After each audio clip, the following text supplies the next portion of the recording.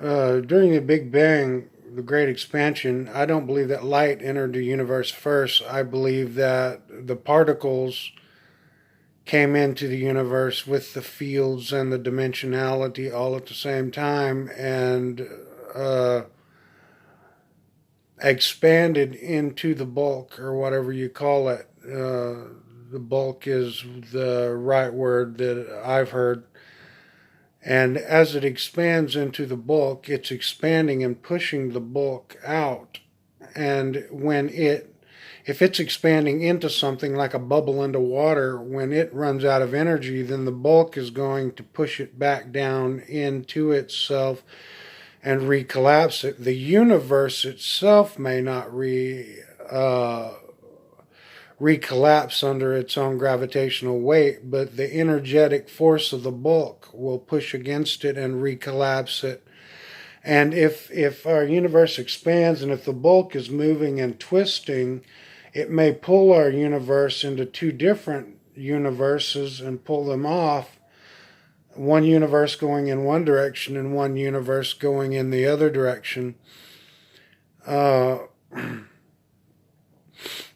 but the first thing that was introduced was not light into dimensionality.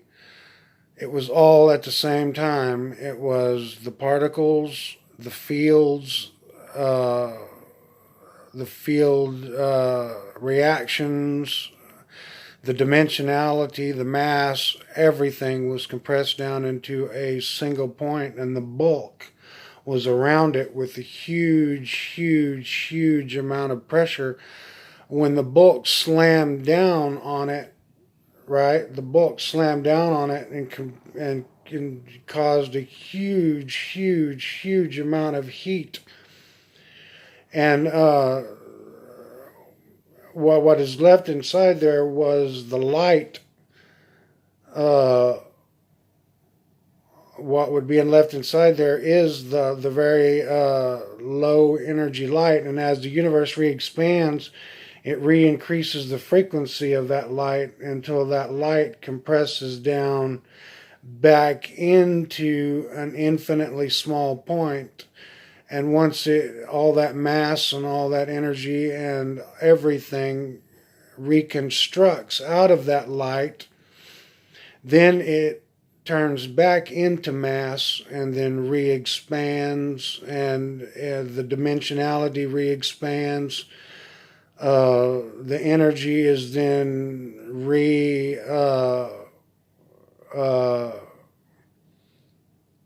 uh, re-exerted back onto the bulk, where the bulk re-expands again, and then it'll run out of energy, and then the bulk will re-expand it back down again, back down, back into particles, and back down into mass, and back down in it. But the very, very first bang, I believe, was intelligently designed, and I believe that we might have been through multiple bangs so far because of bulk pressure, and I believe that light can be constructed into particles, and particles can be constructed into light.